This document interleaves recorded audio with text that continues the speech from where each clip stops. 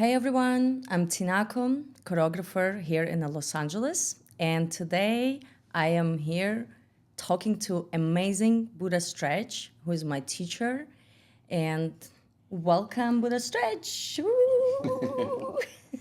Thanks for having me. How are you? Good, good. Thank you so much. I'm so honored and thank you for doing this. I wanted to make it about choreography world more Okay. today.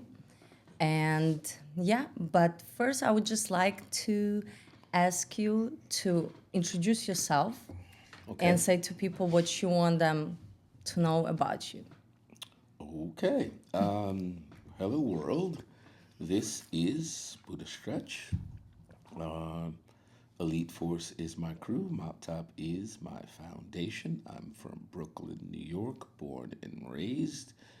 I am a hip hop dancer, DJ, MC, historian person. Represent the culture and all that it entails. And yeah, I'm here in LA representing for my friend Tinako. Thank you so much. Oh, thank you. I want to ask you one question about your name. Okay. I actually never asked you. I never heard about it, but Buddha Stretch, where it come from? Why? Okay. Well, it's about almost 40 years ago.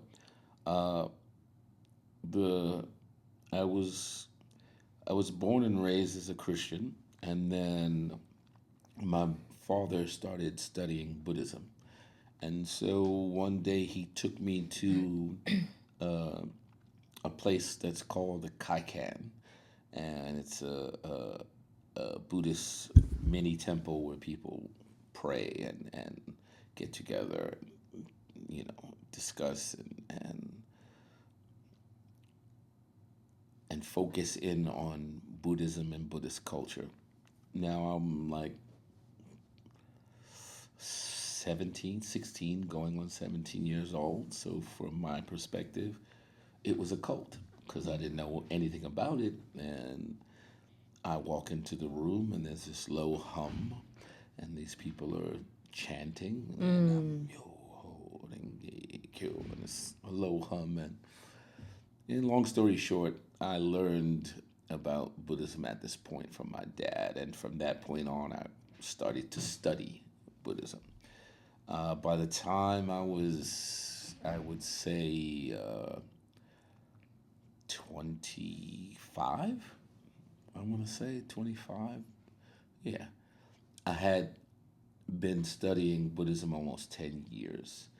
And I had traveled to a couple of different places, met a lot of different people who were also Buddhist, and they taught me a lot of things. And those things that I had learned that my dad didn't know, I started to teach him. So he started to call me Master Stretch. And I felt weird about that because I was too young to be a master. So my best friend and colleague and teammate and my guy, Big Leaf, aka Khalif Sellers, decided to call me Buddha. And Stretch was a name that I got when I started dancing. A friend of mine who's a DJ, we were practicing in his house, and his friends said I stretch like a slinky when I dance. So I first picked the dance name Slinky, but it didn't work. So then I remembered what he said, and so I picked Stretch. And so I was Stretch first for about a little over a decade, and then I became Buddha Stretch thanks to Khalif. Buddhism is the philosophy, Stretch is the hip hop culture. Wow. And you combine those two. Totally Yes. makes sense. So, following that, how did you grow up? Like, we know you from Brooklyn, but how was your family? What traditions your family had? Like, which school you go to? What did you learn from those young I grew up years? in Brooklyn. My family's from two different cultures. My mother is Southern. She's born and bred here in America. And my grandmother, her mother, was Native American. And my dad's family is from, my dad's born and raised in Panama in Central America. Mm. And his parents, my grandmother was born in Panama also, but her Mm-hmm. mother and family were from Jamaica. Oh wow. And my father's dad, his family, again, born in Panama, but his elders, Wow. his grandparents were from Barbados. Wow. So I have like a really like eclectic, as people would say, Mm-hmm. mixture. And growing up, I grew up with, I like to say, soul music and salsa. Oh wow. In the house. Yes, Would you always guys listening to different kinds of music. would you dance? Like I mean, would the family dance for like family Everyone in my parties? family can dance. Oh wow. Everyone socially. I mean, not a, my family, my sisters, my cousins. They're not dancers per se, but everyone can dance. Okay. Dance is a big, music and dance are a big part of our social makeup and Mm-hmm. our growing up. Mm-hmm. So whenever there's a birthday party, we dance. Okay. A wedding, we dance. Mm-hmm. Wow. Any kind of family function, there's music, there's food, there's dance involved. Did you grow up in the like apartment complex or in the house? A little of both. I grew up in a couple of different houses that my mother had and my dad had at the time, and Mm-hmm. different apartments. The thing about my upbringing is I like to say we lived like gypsies. We were always moving every couple of years. So Oh, I okay. lived all over Brooklyn. And at one point, we moved from New York to Texas, and then we Oh. moved back. So, yeah, I've been moving my whole life. So was it hard for you in the school or something like that? Like, No, the thing about it is, here in America in the 1970s, with the end of segregation, where they had the separation of black and white people, they bused us to all white schools. So from that point on, I think it was fourth grade on, I took the bus every day to school. So no matter where I lived at, I still had to take a bus to go to the same school. And so I one of those, that's one of the things that I look back at that helped me have a good sense of direction, because I have to always remember how I got to somewhere and how how I'm to going to get get back there? home. Yeah.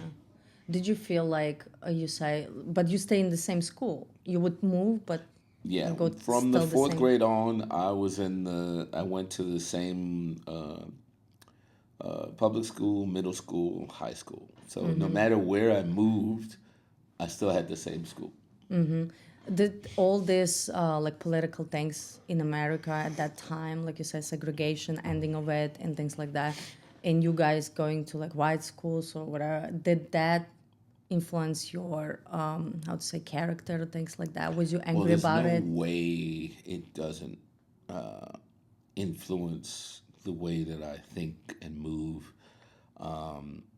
We're coming out. I'm a child of the civil rights movement, so growing up, you had to be cognizant of where you went, how you went, what you did, what you said, how you moved, and so for me, that's part and parcel of my life. Like there's no separation. The things that happened in my life are what made me who I am. Yeah. I don't know if you're okay, but I want to ask you the worstest thing that maybe you experienced towards while traveling or something or in childhood that. One of the worst things I remember as a child going to school is being attacked by a mob of young white guys, and we were on in my middle school. We were taking the bus back home, and they literally pushed the city bus over. What? Yeah, with us in it. Wow. And what you guys did? We got off and You. we ran, but then Uh-huh. the police came and they broke up the mob and got another bus for everyone to get on, and we got Mm-hmm, home mm-hmm. safely. It was basically a riot, and yeah, the police came and quelled everything, but it was Yeah. being attacked by a racist mob of young white kids. Okay. Thank you for sharing that. Yeah, no worries. And yeah, but then how did dance journey started? How that started? The thing about for me with dance is I never intended to be a quote unquote dancer in any way, shape, or form. Like I said, dance was just something that we did in my family socially. What changed for me was seeing a dance on a TV show called Soul Train Oh. and seeing someone from my family doing that dance.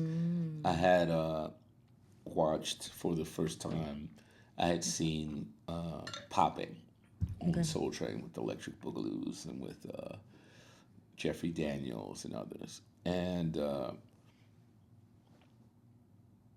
one summer, my cousin, who's from the South, we're at a block party, and there's other dancers popping, and they have a big cipher, and people are cheering. And out of nowhere, my cousin jumps in the cipher. And he was never into dance or a dancer in any way, shape, or form. But he jumps in the cipher and he's doing the dance that I saw on TV. And the girls in the crowd are cheering for him. And I'm like, well, if he could do this, I I could can do do this. this. And that was the change and the impetus, the inspiration for me to get into dance. And once I got into it, it became my life. Wow. Wow. So how the hip hop thing started? Like culture and you guys coming together like as Mob Top crew. Well, the thing about it is, we all met as club kids, seeing each other in different clubs. And then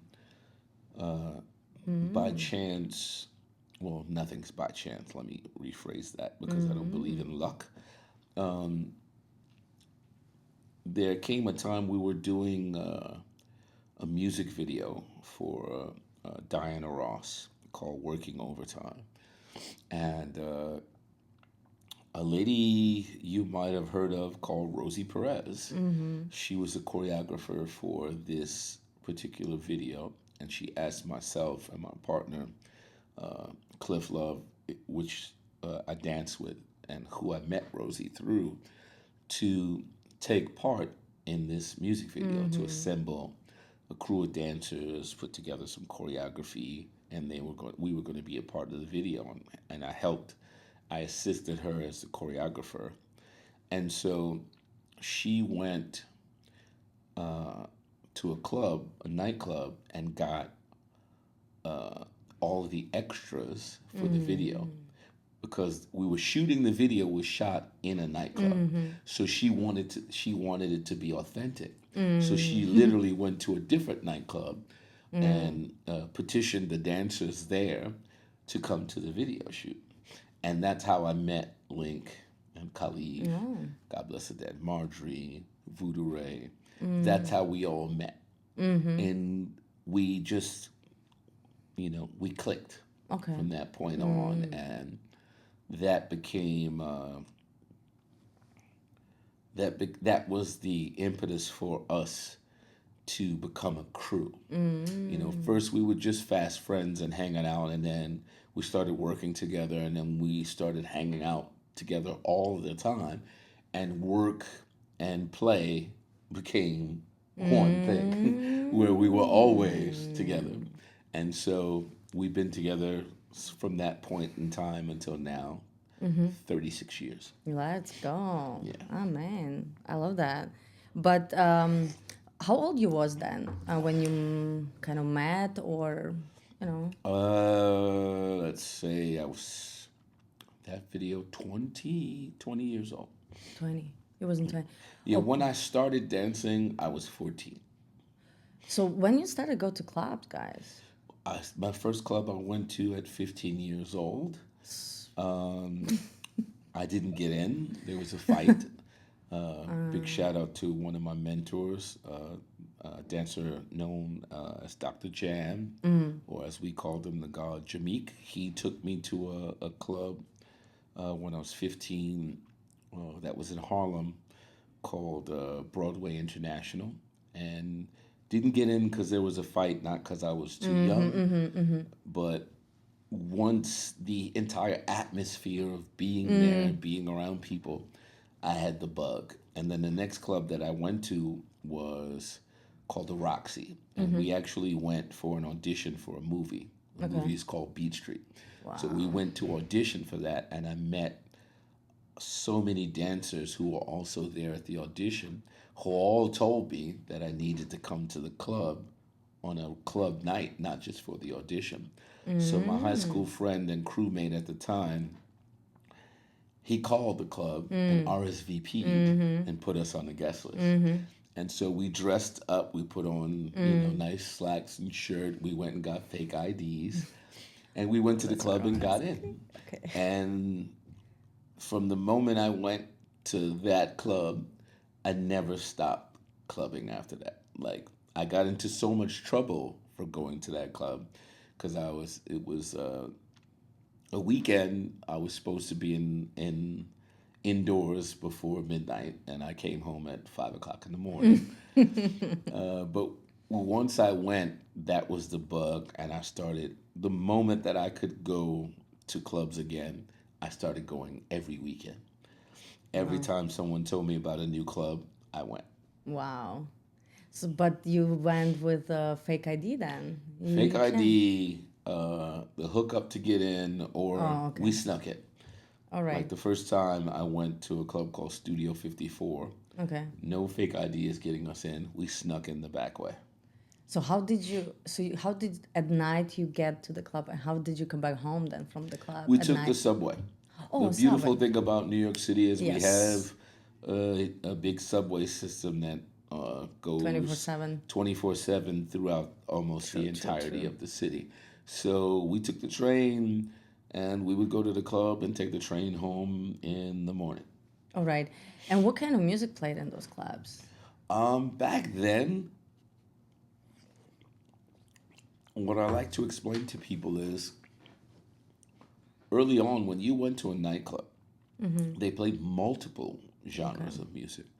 You might hear disco, you Mm-hmm. might hear reggae, you might hear hip hop, Mm-hmm. but the hip hop of that time, which was early on, was disco based, and then Mm-hmm. electro music or electro funk, as they call it, based. Mm-hmm. You would go, you would hear that they had a style of music called freestyle, Mm-hmm. which was basically Latin electronic music. They would play that. They would play house music. So when we went to the clubs, they played all kinds of music, and Mm-hmm. that was the inspiration behind the dance. The reason why we can dance to multiple genres of music Mm. is because we learned to do that in the club. If you went to the club and they're playing a genre of music and all the ladies are on the floor dancing and you can't do that dance, you have to watch. Okay. I never wanted to be a spectator. All right. Did how would you so was it like people just dancing or the guys will try to dance with the girls and did you drink, guys? Um, at that time, too young to drink. Okay. Uh, One of the things that was early on when if you went to a club like Studio 54 Okay. and you went to the bar and you looked my age, they're going to card you. That was around the time when they started to card people because you had people like myself, minors in the club. So I would never go to the bar to order drinks because I know I would get carded. But I would ask someone older To than do me it. to get me a drink. But I was never a heavy drinker. So for me, I went to the club for the music and to dance with the ladies. And how, for example, I grew up in club culture too, like in 2000s, like in Europe. But when we would connect with guys, let's say, because I'm lady, yeah, we will do slow dances. Yes, How was it in the? that's the beauty of it. That's what's I try to explain to this generation. In order to learn properly to dance, you need to dance with someone. Dancing by yourself is fun, but you can do that at home in the shower or in the kitchen. And you don't learn how to move properly unless you learn to dance with someone. And dancing with someone means to communicate with them through that piece of music. Okay. So when we went to the clubs, again, they multi-genre, and there were times, especially towards the end of the night, the DJ would say on the mic, "Okay, we're gonna slow it down," and they would play slow jams, and you had to literally dance with a woman and know But how to just in the move. end? Yes, sometimes Okay. like towards the end, not the Okay. end of the club, but Okay. towards the middle, towards the end, like clubs closed at around 4 a.m., 4:30. So maybe around 3 a.m. they would have a timeout, as they called it. And okay, we're gonna slow it down. And they would throw on slow jams. And the guys would go to dance with the For ladies. long? Yes, it would be like, for 20, 30 minutes. Okay. And it's just slow jams. And if you were afraid, you sat and you watched. If you weren't, you went to dance with a lady. And if you didn't know how to dance, that's how you learned. Okay. Can you clarify? Okay, while you was talking, I had this another question in my head. So I lived in New York in 2009 when I was exchange student. I was already like about 18, and I went to hip hop club in New York already. And what I experienced guys dancing with the girls is that girls in this interesting positions and the guys in this kind of positions, like they're ready to go to the hotel room or whatever. And I was like, ooh, okay. Versus my experience in dancing with some guys or girls is just nice, slow dance, and it's kind of about that. The game kind of like, I like you, you like me, la la la, let's dance nicely. So how is that like? I don't know why then it's like when I was in New York, why they would do this kind of positions and Welcome to America. This is part and parcel of the culture. Again, it's communicative, it's okay. communication. How do you tell a woman that you want her? How does she tell a man that she wants him without saying a Oh, word? okay. That's how your parents met. That's how we got here. So, what Yeah, you're good. seeing is people in their natural element, Oh, okay. where there's And they're no, not shy about it. yes, there's no, nothing to stop you. There's nothing to Okay. be shy. There's Okay. no one judging you. Everybody's doing their thing. Okay. It's the same thing if you went to a gay club. Okay. And most of the clubs in New York City in the 70s and 80s were gay clubs. Okay. The best clubs were. And even some that were considered straight clubs. It's the same thing like Studio 54. Okay. The funny thing is, you're talking about 2009. Had you been my age and gone to Studio 54 Exactly. How in was the 80s, if you thought what you saw was egregious in 2009, Studio 54 is not your place that you would like to be. Oh, really? That was It's worse? definitely Oh, not for wow. children. Oh, really? They were doing all kinds of stuff in there. Okay, we're on the Wow. regular dance floor, but there's Wow. uh, what they call the green room or the special room upstairs where all the famous people went. And even on the regular dance floor, you would see some raunchiness. But the things that happen outside of that floor, on the other floors, are the things of legend. Oh, wow. And it was like normal? Wow. Okay. Very, I very normal. Yeah, we kind of course everybody know about like well how mom and dad met, but like you don't have to show it to everybody. Like you Well, know. you also have to understand here in America, what happened was during the you had all of these things that happened all at the same time. You had the civil rights movement. You had the what's called the sexual revolution. Oh. So you had all of these times where things changed. Everything was ultra conservative at a time, and now people are like, those binds they're free from. They don't have to be conservative anymore. They don't have to care what other people think. That's where you had in the '60s what they called the hippie movement, where people were openly smoking, drinking in the street, and because it was a time of freedom, freedom of expression. And so by the '70s, and even more so in by the 1980s, Okay. you're free from, it's not even free from it. People no longer care what other Oh, people okay. think. Those societal norms are done with. Okay.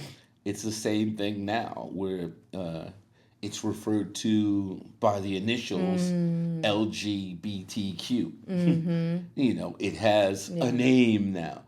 Back then, you went to the club, all bets are off. Okay. You did what you want, especially when there are drugs and alcohol being introduced. As I Okay. said, if you went to Studio 54, you wouldn't think anything of 2009. You think All right. 2009 was very tame. All right. All right. Let's take it now to the choreography world. Okay. Finally, to Hollywood thing, Hollywood Hills, whatever. Tinseltown. What was your first introduction to choreography? Introduction to choreography was through a television show called Fame in the early 1980s with, in my opinion, the GOAT herself, Ms. Debbie Allen. Oh wow. Oh wow. And also that, and someone I think you might have heard of, his name is Michael Jackson. He did uh, an album called Thriller, and he had a bunch of music videos with some of the best choreography of all time. One being called Thriller, one being called Beat It, and so that was the time and my introduction into choreography. Wow. How did you handle it? It's a lot of kind of pressure, like No, no, no, I no, didn't no. feel I'm that. a kid. There's no thing. I don't know what pressure is. Okay. I know what I see. I like it. I want to do it. Okay. So How when old I you got was? into dancing, this is 20. when I was about 14, 15. What? Yeah, this is the early '80s, and so I use the experience of watching Debbie Allen and learning how to count. You mean in the spot or Yeah, when before that? I'm the first time that uh, we attempt to, okay, let me put it this way. In the '80s, no one used the term choreography in street dance. Okay. It was called a routine. Okay, routine. Yeah, We're yeah. doing a routine, and we're going to start with this. And you either started with the rhythm, or if the person couldn't catch the rhythm, you put it into a count, and they followed the count. Okay. I learned all of that from watching Debbie Allen.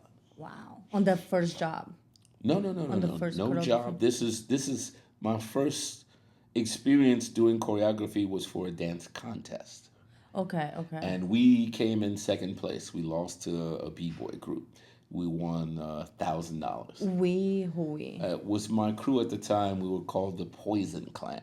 Oh. It was myself, my partner at the time. His name is TikTok, and two ladies, uh, Artel, aka Cherokee, and Tammy, aka T-Bop. and we were a foursome, a tandem, and we did this popping choreography, and we beat a bunch of other teams, and we came in second place to the B boys, and we won $1,000. And once I got that taste of doing choreography, then I became. People started to be like, you know, let's make a routine. Call stretch. All right, what are we gonna start with? Okay, let's start with this. And then that led to me getting my first job dancing at a nightclub called Union Square. Okay. And they were supposed to have a showcase as an opening act for the rappers that they Okay. had performing. And so the group that was supposed to do the opening showcase, they didn't show up. Well, they showed up, but they were afraid, so they backed out. So It's good. the organizers of the nightclub asked my friends if they could get on the stage and freestyle, just randomly. yeah, Like, could you guys fill just it do up. something so we can set this up? Because they saw that we danced every week at the club. So they got on the stage, they danced, they freestyle. The crowd goes wild, they're cheering, and so they asked them, "Could you guys do this every week? Like, could you put on a show?" And they were like, "Yeah, we could. We're missing one person because I didn't go that night." And they're like, "Who?" Stretch. So they called me and was like, they want us to perform at the club every Okay. Friday. And I'm like, on stage? I'm like, yeah, they're going to pay us. I was like, they're going to pay us to dance on stage? Wow. And I'm like, they're like, yeah. And I'm like, Cool. okay. And they're like, yeah, we need you to put the routines together. Together. And so that was my first choreography gig. And they paid me to do the choreography, put together a show every Friday night at this nightclub. And from doing that, I got to meet other artists. And they asked me, could you make me a show like this? So I did one of the biggest records at that time was a song called, a brand new dance called the Pee Wee Herman, or the Pee Wee Dance. And that artist, that was the first choreography that I did for an artist. And once I Oh, did wow. his show, other people started to go like, "Who is this guy?" And then I ended up doing a music video with Karis One and Boogie Down Productions. And then the next year, I ended up going on tour with a rap group called Houdini and Wow. doing choreography in their show. And that it just kind of ballooned from that point on. Started to do choreography for different artists, then becoming assistant choreographer with Rosie Perez, and then getting calls and getting hired to do choreography constantly with different artists. And now we're doing music videos. Because at first I was doing stage shows. Yes. And then that trend, the music video era started, and then we started doing music videos. And then started from music videos doing tours, and then tours to from hip hop to pop artists. And now we're doing, big house music or dance music records, and then, transitioning into pop stars like, working with Mariah, working with Whitney Houston, working with Michael Jackson. And so it became, an entire operation. And it was just like, okay, now I guess I'm a choreographer. But for me, it was just, Just doing it's just what fun. you, I'm just yeah. doing it's a natural outgrowth of me being a dancer. And it's just, yeah, snowballed, and that's it. Like, people just watching. Yeah. But how did you connect with Debbie Allen? You said like you said you I learned from her. watched her on Okay. TV. I didn't Okay. meet her until years later. Okay. I actually met her the first time. She was the director for Mariah's tour. Okay. And I was the choreographer. She was the director. And, we met and worked together to create Mariah's show. Okay. And Okay. so to meet her in person, I was just like, wow. Like, Heck yeah. I'm watching her go. She's, She sets up the audition for the dancers, and she sets the lighting, and I'm like, okay, class is in session. Time to pay more attention because now I've been watching you my whole life. Now I'm in the room With with you. you, and Crazy. we're working together, and Now it you was understand amazing. me. Yeah. Yeah, it was a whole different experience at that point. Yeah, that's cool. That's cool. I just recently met her too, first time, and she's super nice, and I'm like, okay, Super nice Anyways, until you do a step wrong. and that's how I am down for that. I have no problem with that at all. Like coming from ballet background, like yeah, give me that. Anyways, I just wanted to ask you, how do you like the way you approach choreography? Is it the same you approach freestyle? What's your like, Okay, or they are more connected than people even think? there's a misconception that these are two separate things. They're not. Choreography is created by freestyle. Okay. Okay, even if you don't physically get up and dance, in your brain is connecting steps randomly in your head. And then you're basically engineering them by putting them to numbers. Yeah. And then once you have it here, then you have to get it from here to here and from here to the dancers. Yeah. That's the freestyle part. It starts here and then you put it together. It's the same thing. It's two sides of one coin. There's no separation. One of the things that always mystified us as dancers, as a crew, was this separation between choreography and freestyle. In our minds, if you did one, you had to be able to do the other if you were a complete dancer. Dancer. If you were an incomplete dancer, then you could do one or the other. But from our perspective, it was like, that makes no sense. It's the same thing. Yeah. And one of the people that we understood that from, Debbie Allen. Oh wow. Debbie Allen could just dance, and she could make up choreography in a moment. Exactly. Period. That's how it should be. Period. So what do you think is mindsets behind those two? Like mindset for freestyle and mindset for the choreography? The mindset should be when you're freestyling, you're creating. And the mindset, the only difference is in that mindset is in the creation process, now you have to share it. That's when it becomes choreography. Because now you got to do it again. Yeah. And again. And again. And Many again. times. And now you have to add something to what you just thought of. Okay, now I'm going to add this to that. That's where the choreography comes from. It's like you're talking and you're just, talking about nothing. But now you're having a conversation. So now what you're talking about has to connect, has to make sense, has to tell a story.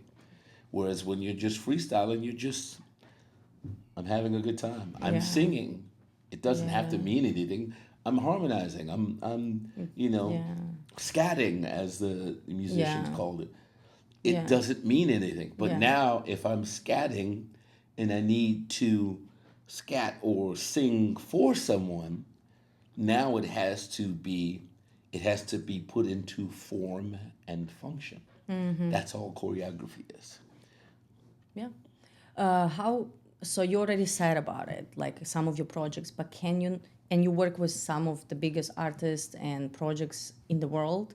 Can you name all of that or All of majority it? of that? No. I could name some of the more memorable. I did in hip hop. I had done greats for. Well, sorry, worked with some great people like Dougie Fresh, Heavy D, Salt and Pepper.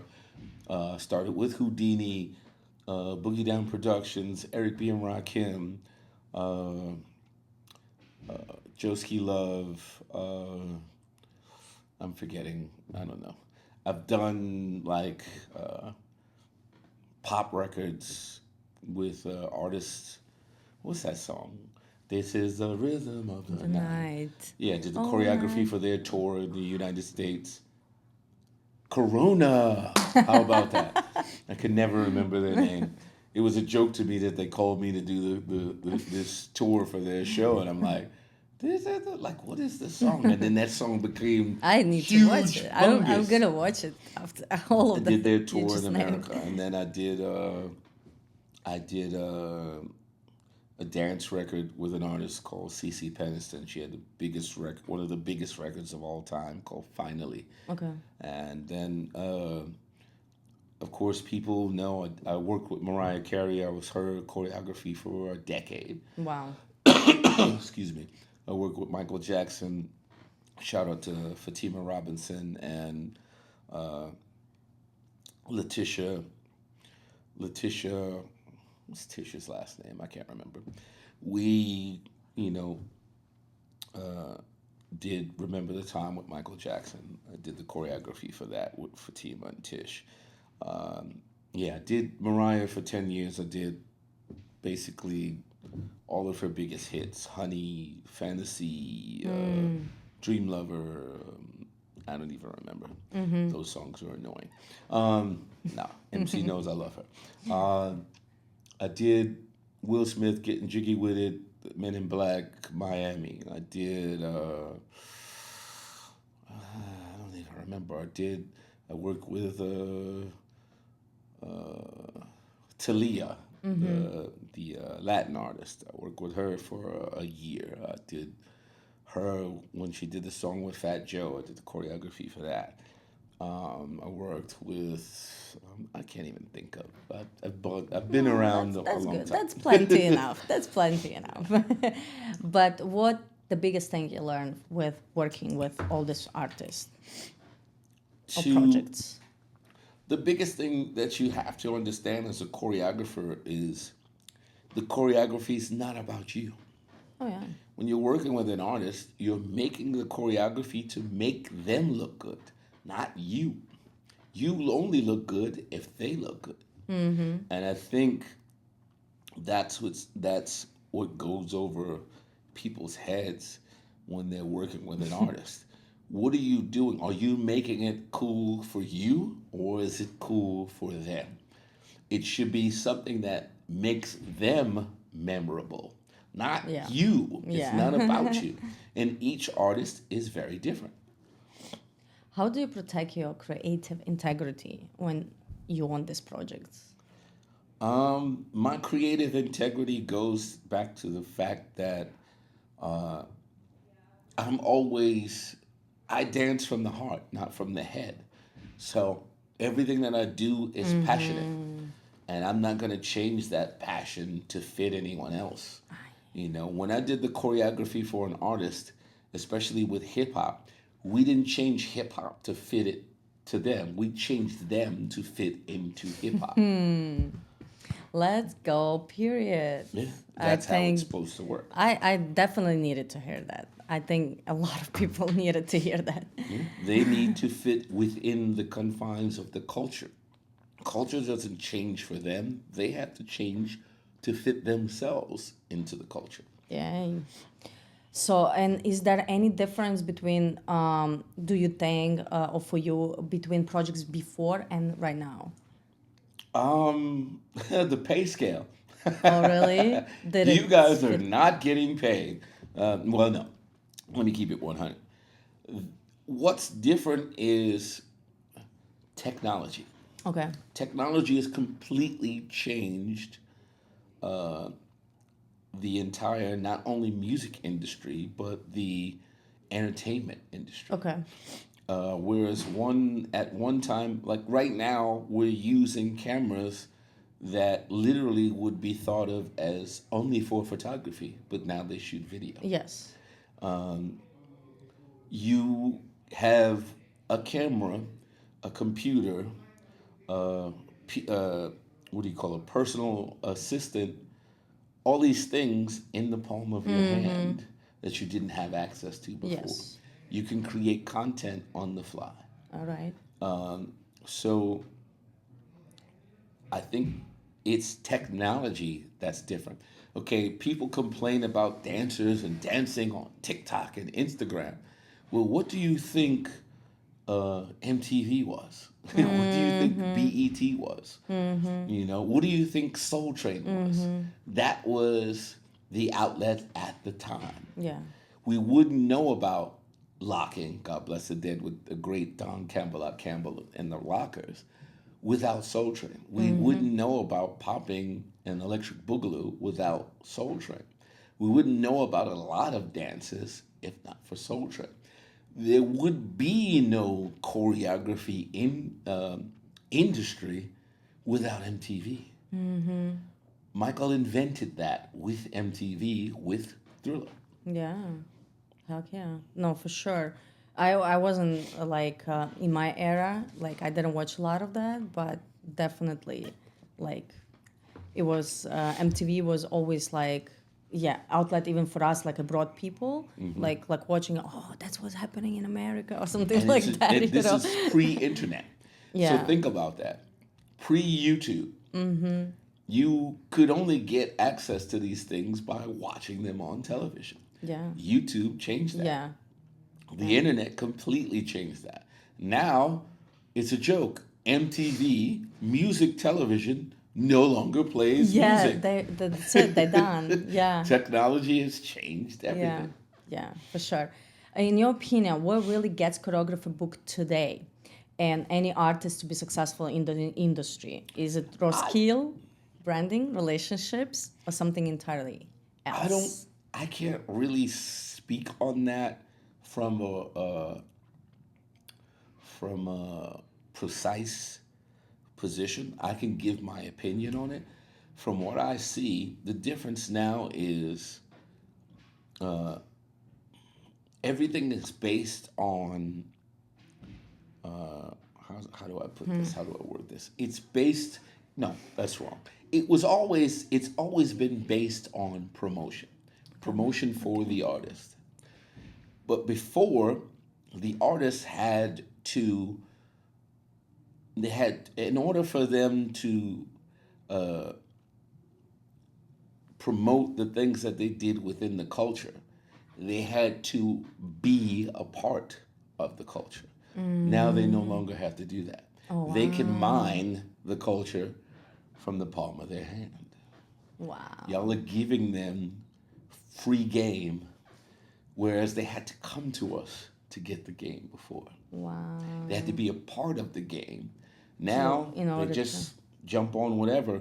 Well, they convince you that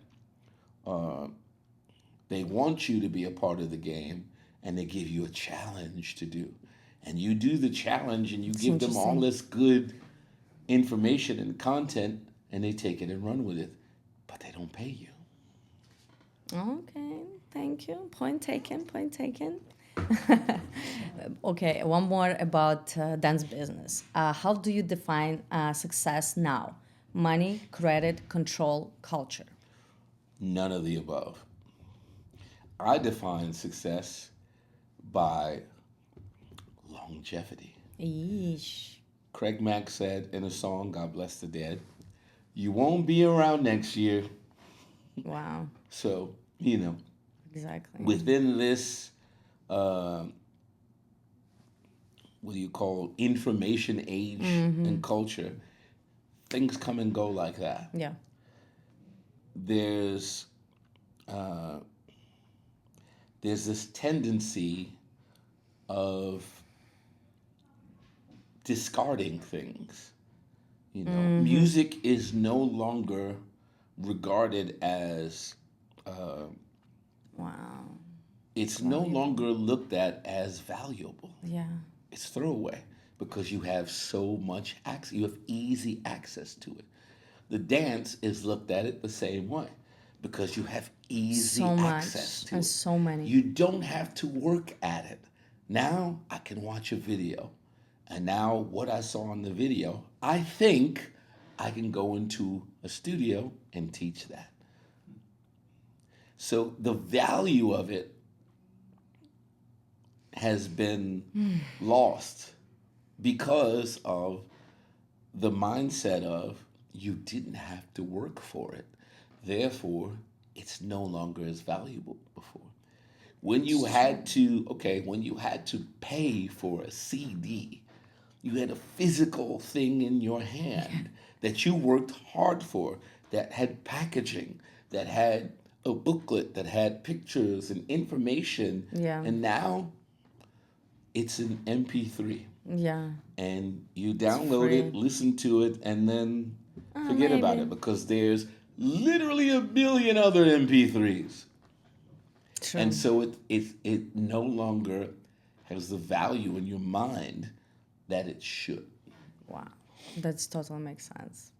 And did you ever regret it to say yes to any project that didn't value your input? No, because anything that I've been involved in, I've learned from. And that's the point. There were projects that I thought were ridiculous and terrible and turned out to be monumental. Oh, So wow. who am I to judge what I might not think is great? Other people obviously thought was incredible. So I learned early on, like, go with it. Like I said, Oh, I never knew that that song Corona was going to, or a big song or anything, but oh, that song was tremendous. And after I did their tour, I was like, man, I should have did this video. Like oh. So that project was kind of like that. You didn't that even project expect taught it. me a valuable lesson. God bless the dead, my good friend Voodoo Ray. When they called me, they asked for two dancers and could I do the choreography for their show. And the song was only about, I don't know, 2.5, 3 minutes. And then they were like, we're doing a couple of spot dates. Then those spot dates turned into, it was first a weekend, then it turned into a week, then it turned into 2 weeks, then it turned into a month, then a month and a half, and it became a full blown tour. And I had to do the work just for the song and the dancers. But then they decided they're doing a full tour. Now I'm doing the choreography to that song and staging an entirely different song. And I'm like, Just okay, I'm doing gonna rolling with go. it. Yeah, I'm getting paid. I don't It's know this stuff. I don't yeah. know this song is big. What do They I I know? don't think they And was then ready for later, it too. everybody's like, this is the Oh, rhythm. then And I'm like, and everyone knows that song, and I could never even remember the artist's name. but that's how it is, right? We all know the song, but Yeah, and yeah. that's what I mean. It's like for me, I learned like take nothing for granted. Yeah, definitely. What changes need to happen in how this industry treats its pioneers and creatives? First and foremost, the industry does not care, Okay.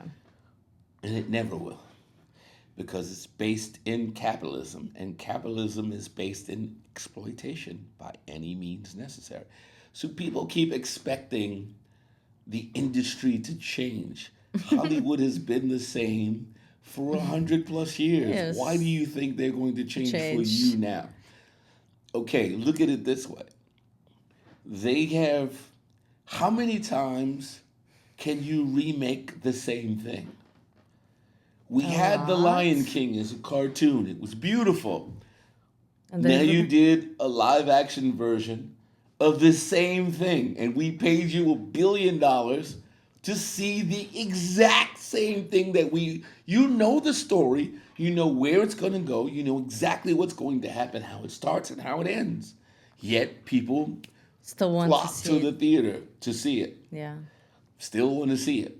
They're going to do whatever it is that Whatever sells, I makes think. the bottom line. Now, what Yeah. needs to happen is you need the creatives to understand that the value in what you're doing is in how creative it is. They don't care. You have to be able, you have to look at what you're creating and put a value on it and sell it. And understand that you want to hold on to that creation. That's what you need. Okay. There's I still haven't gotten to see it, but that's what's. There's a movie right now that's Okay. making waves that is changing the game called Sinners. Okay. It's an entirely unique and new and original story. Hollywood's missing on those things. That's what they need. This is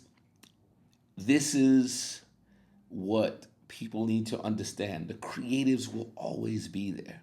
Okay. But as my dad and the elders have taught, the industry is 10% talent, 90% business. So get the business end of it first before you hone the talent, but show no one until you have the business properly vetted. Then you maintain control over that creativity, the process, and you benefit the most from it. Meaning you develop your system for the You business, develop or whatever creativity that you have, but you have to figure out how to monetize it to the point where you are benefiting. Hollywood's going to benefit because that's okay, what they're but there you for. benefit. But Okay. you have to follow through on, okay, you tell them you guys are going to make $1 billion.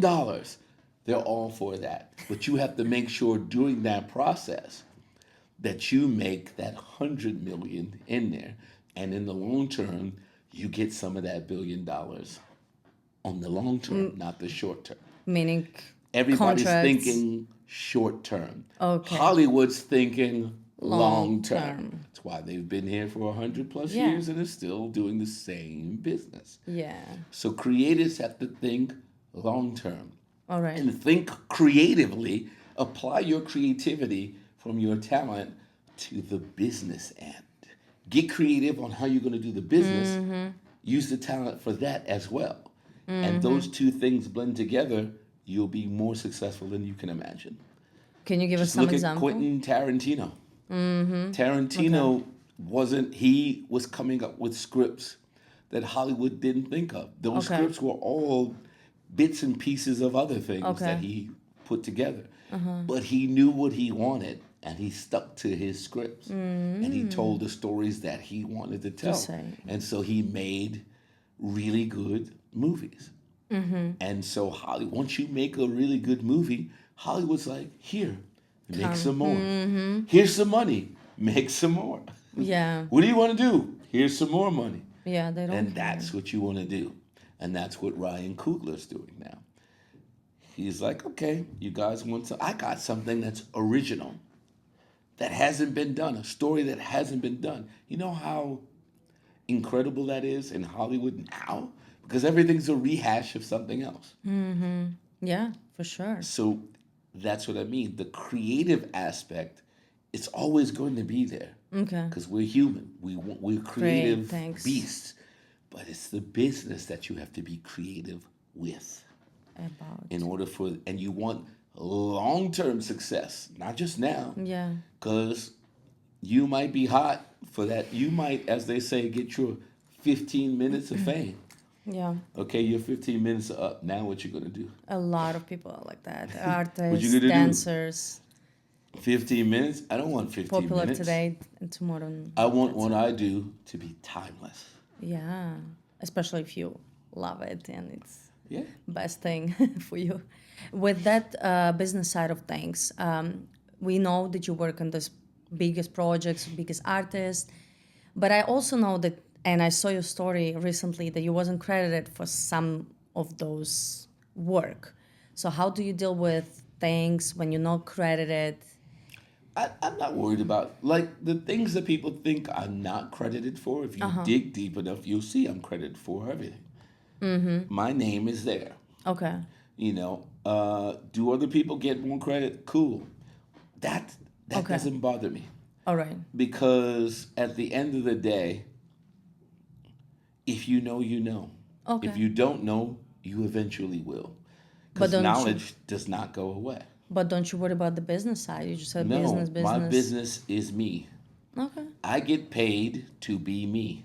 Is there a better job than that? Okay, that's the business. I get paid to be me. Whether or not people know things that I've done or don't know, eventually they will know because Okay. that's how the Spirit moves for me. This is all a blessing. And Oh, for I'm sure. rolling with the blessing. And as long as I'm rolling with the blessing will continue. So I don't have to worry about Yeah. what's going to happen because it's happening. It's been happening. So why would I think it's going to stop? A wave just keeps going until something stops it. That's it.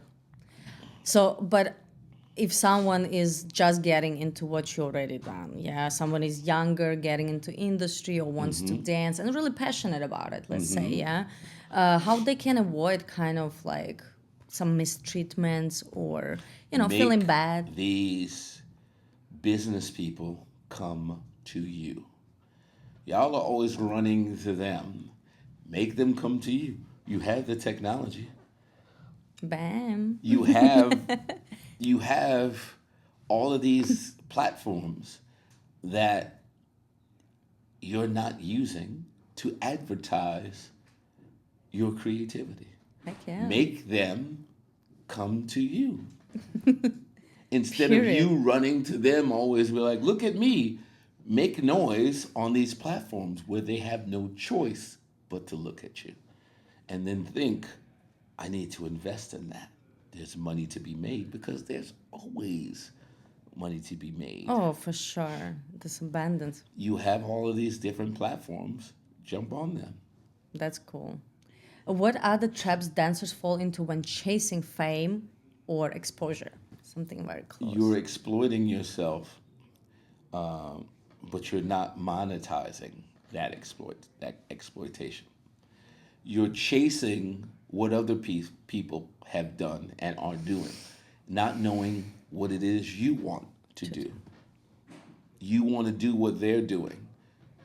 You might not be built for what they're They doing. doing You might not have enough information to do what they're doing. You need to look in the mirror and think, what is best for me? You are one of one. You're not supposed to be like them. You're supposed to be like you. Your parents didn't have them, they had you. Find your voice, find your direction, your way, and monetize that. how would you say someone can try to look for those kind of Well, for one, ways? okay, I hear all of these dancers online and in different places that are so critical of TikTok. Yeah, something But like I've that. seen people on these talk shows and award shows who got famous on what? TikTok. And they got paid Okay. and they couldn't do anything. They're Okay. talented. Yeah. There's many, literal thousands of people I know that could do more than they're doing, Yeah. but they made it. Case in point, I'll use an entirely different industry. Everyone in this room knows who Jake Paul is. Is Jake Paul a boxer? Is he a martial artist? He was a YouTuber. He's to make funny videos and now he's world famous as a boxer and a fighter. Why? Because he took the time out to change course. It was Okay. like, I'm not doing this anymore. I'm going to do that. And he made you believe that he could do it. And now he's filthy rich because you all believed he could beat Mike Tyson. I When see that. everyone who has any idea of what boxing in real life is knows if Mike Tyson touched that boy one time, it is a wrap. But he's got literal millions because he made you think he could beat, he's an actual professional top A, grade A boxer.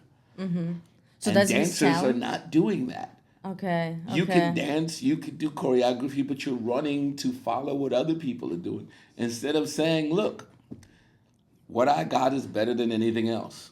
Yeah. Whether it actually is or isn't, who cares? If you get them to believe that and invest in it, then what?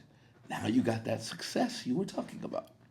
At least the monetary part of it, the cultural part of it.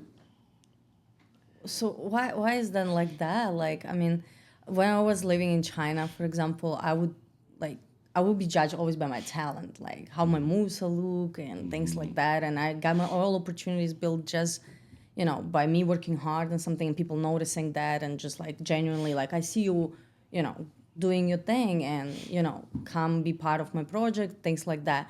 But when I came here, I started to grind hard, just like in China, but nothing will work out. Well, So what is the China, difference? there's two different systems. Okay. China's system is called communism. Okay. America's system is called capitalism. Oh, think just that Yes, changes the it's mindset of fairly people. simple. It's a different system. Okay. It's a different system of merit. Okay. And you cannot expect what happens in one to happen the same way elsewhere. It's two different systems, Okay. two entirely different mindsets and Yes. perspectives and points of view. Yeah. Whereas China actually respected and looked at what you did, and based on the merit of your work, you're one special person to them. Here, you're everyone else. There's a zillion of you here, and that's how they look at it. Unless you show them, I'm one of one. And to show them, you kind of You have gotta, to make them to believe kind of what yes. you That's what I see. said. Okay. Jake Paul made us Okay. all believe, well, not me, but he made people believe that he actually is a great boxer. But I don't believe like that. Like people try to tell this kind of things like for example, people would try to pretend something, but I always see what they do and then I judge. I don't You're in kind of Hollywood. It's the okay. land of pretend. Okay, okay.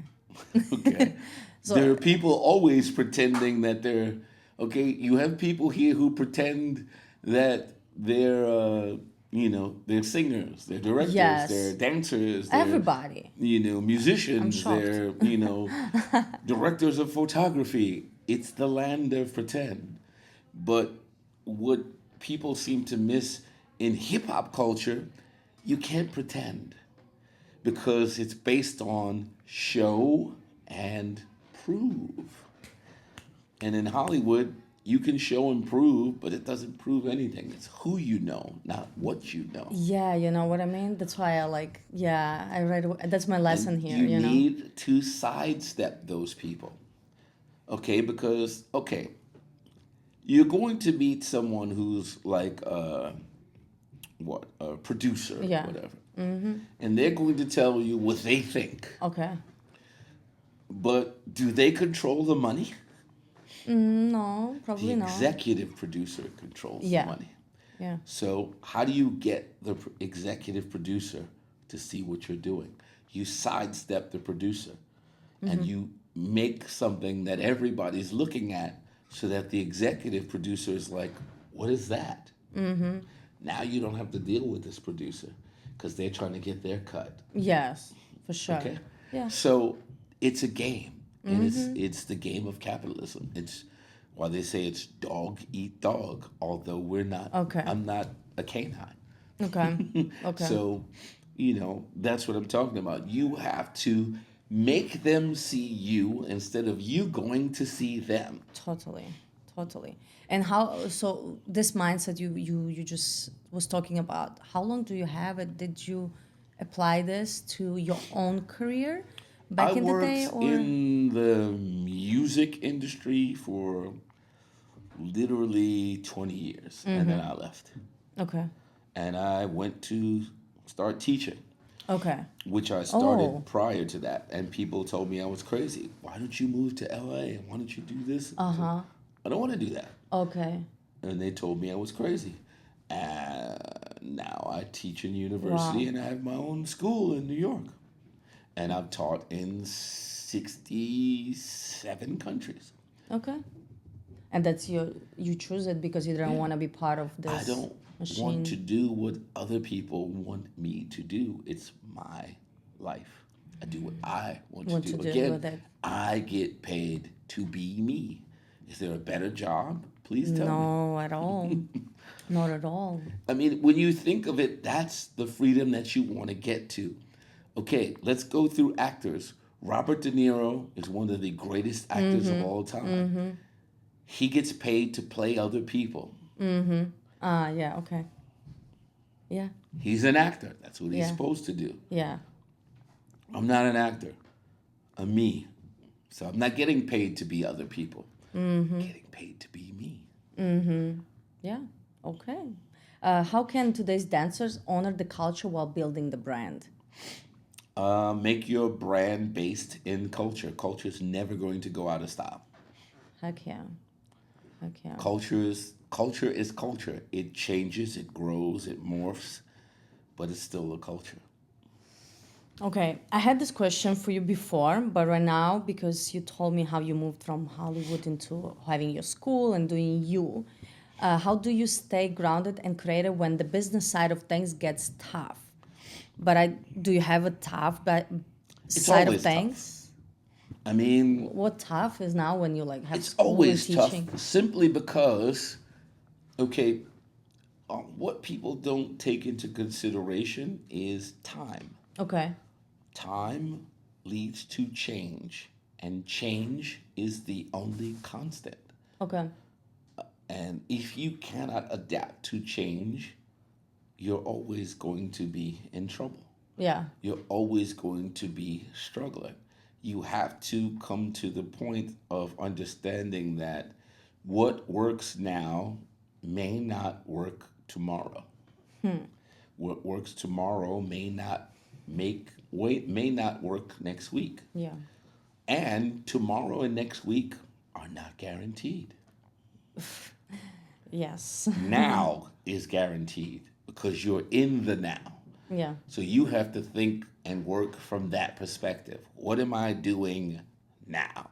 Now is what creates tomorrow. yes, Now becomes tomorrow. And yes, then tomorrow becomes next week. But you have to prepare for those things when? sure, And that's the struggle. And it will always be a struggle because you have to learn every day, all day, every day, 24/7, 365. that's why I'm doing this. You have to learn. Learning never Learning. stops. Yeah, for sure, for And sure. so that's the struggle. So how that implement struggle for you to being you and I'm enjoying me and I'm getting paid being Well, me? the What's the thing about struggle? it is okay, I get paid to be me, Yeah. but me is changing every day. Okay. Some days me doesn't feel good. Some Yes. days me has a cold. Yes. For sure. Some days my knees hurt, Oh. my feet hurt, my back hurts. So the struggle is how do I adapt to those things Okay. on that day Yeah. in what I'm trying to do? Yeah. Also, again, time. Okay. No time is guaranteed time. Mm-hmm. And as you move forward in time, you start to understand that you have less and less of it. Okay. Because now you're trying to do so many things and there's not enough Enough time. time. Never enough. All right. I just wanna, because of the time, I just wanna like wrap it up a little bit. And I just wanna ask maybe a final question. Okay? What do you want to say to the new generation watching this? The same thing I always say. To the new generation, to the old generation, to the in between generation, prepare, learn. Learning does not stop. And learning is never going to be comfortable. Get uncomfortable. Yeah, uncomfortability is where you learn. You know, if it was simple and easy, everybody would do it. And guess what? When everybody's doing something, nobody's doing anything. You know, because nothing is getting done if everybody's doing the same thing. So you have to always understand, always humble yourself and understand that you didn't choose the time that you came in to this life. You don't choose the time that you exit this life. So why do you keep thinking you have the utmost control between these 2 points? So enjoy every day. Use You every have day. now. You don't That's have it. every day. Yeah, exactly. You have have now. now. Think, plan, learn about now. You plan Yay! for now what you plan for now, which creates tomorrow if you're blessed. Thank you. Thank you. As always, learn so much from you. Thank you so much. Just, yeah, if you never took class from Buddha, he's teaching online. That's how I connected with Buddha Stretch since COVID started. And it was my blessing. I not only learned from Buddha the culture of hip hop and dance and things like that, but how to be a better teacher, better performer, better dancer, better human being. It's Thank you so much. Just want to say thank you, and I'm super honored that you Honor is mine. here. I don't have any podcast channel or something like that. I'm just choreographer. I live my dreams. I try to do my best, and I just wanted to record this so it stays in the history for every generation after us to watch. For me to ask questions I always wanted to ask, but maybe I didn't have time to ask. worries. And I just wanted to have it recorded. So if I need to go back to it and rewatch it or remind myself, I can do that. And maybe somebody who's watching there in some small town somewhere in the middle of nowhere, the same as I did back in the day, needs to hear it and take something for themselves and maybe make their own dreams come true or find some answers for themselves. So thank you so much again, and bye. Deuces. Yeah, well, here. All right, thank you.